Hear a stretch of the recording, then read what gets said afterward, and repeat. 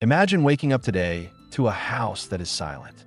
You habitually reach for your nightstand to check your notifications, but your fingers find only the cold surface of wood or, at best, the plastic casing of a digital alarm clock. You aren't scrolling through a news feed, you aren't checking the weather on an app, and you see no messages from friends. Instead, you get up, click on a transistor radio, and wait for the top of the hour to hear a broadcaster's brief report on world events. This isn't the morning after an apocalypse.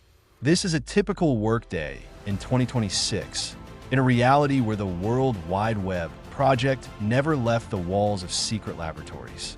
We've grown accustomed to thinking of the internet as something natural, like air or electricity, but in truth, our digital life hangs on a single slim decision made in August 1991. Today, we journey into the world of the great analog, a place where information still carries weight. Distances have become vast again, and your life looks entirely different. In our story, Tim Berners-Lee, the inventor of the World Wide Web, presents his HTTP protocol to the management at CERN, but instead of making it open and free, the project hits a wall of secrecy. In the midst of the geopolitical instability of the early 90s, NATO military strategists see this technology as a tool far too powerful to be handed over to civilians. The protocol is classified. For the average person, the term Internet remains an obscure acronym from computer science textbooks, something on par with nuclear engine designs. It exists somewhere, but you will never touch it. Thus begins an era of informational stagnation that will change the face of the planet forever. Without free access to a network, the political map of the world freezes in time. Imagine how much harder it would have been for the Soviet Union to collapse or for Germany to reunify without the instant exchange of information, without faxes transmitting footage of protests, without the first emails that bypass censorship. In this alternative 2026, the world remains divided into rigid zones of influence. Television once again becomes the primary weapon of propaganda.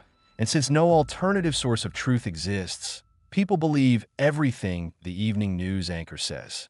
A journalist in this world is not a blogger with a phone, but a state figure with immense responsibility and influence. Information travels at the speed of a plane or a train. Therefore, events on the other side of the world only become known the following day when the morning papers hit the stands. The economy of this world is a kingdom of paper and logistics. Forget about instant card-to-card transfers. Every banking operation is confirmed by a physical signature and a paper check. If you want to buy something unusual, you don't go to a marketplace. You pull out a thick, glossy mail-order catalog that arrives once a season, write down an item number on a special form, and take it to the post office. Your order will arrive in 2 or 3 weeks. Because of this, business moves slowly but thoroughly. There is no fast fashion, no disposable items ordered for $1 from the other side of the world. You know the owner of the nearest shop where you buy groceries because you can't order them for home delivery through an app. Money is only the cash in your wallet, and if you forget it at home, you buy nothing because your face or fingerprint simply doesn't exist in the system. But the biggest changes have happened in our heads. We, the people of the digital era, have lost the ability to remember facts because we can always Google it. In a world without the internet, your memory is your only asset. Erudition becomes the highest value once again. People hold hundreds of phone numbers, addresses, train schedules, and entire encyclopedia articles in their minds. Education is based on years of sitting in libraries, flipping through yellowed pages in search of a single quote that today we find in a second. Social life has also changed. You don't know what your former classmate had for breakfast. You don't even know where they are unless you maintain a correspondence through regular mail. Friendship in this world requires effort. You must schedule a meeting in advance at a specific place at a specific time. And if you're late, you can't text "be there in 5." You simply wait or you leave. Culture has become local. Music and cinema are events that are anticipated for months. You cannot listen to any song in the world with one click. You buy a record or a cassette, and you listen to it hundreds of times because it's the only one you have. No algorithms picking tracks for your mood. Only what the clerk at the music store recommended or what was played on the radio. Showbiz stars in this reality are unreachable celestials, not people from a neighboring story. Art has regained an aura of uniqueness, but at the same time, millions of talented people remain unknown because they had no platform to show themselves to the world without the permission of big producers. Technological progress took a different path. Instead of throwing all resources into developing software and microchips for smartphones, humanity focused on mechanics and energy. Perhaps in this 2026, highly advanced cars with nuclear engines roam our roads, and medicine has advanced in physical manipulation and surgery.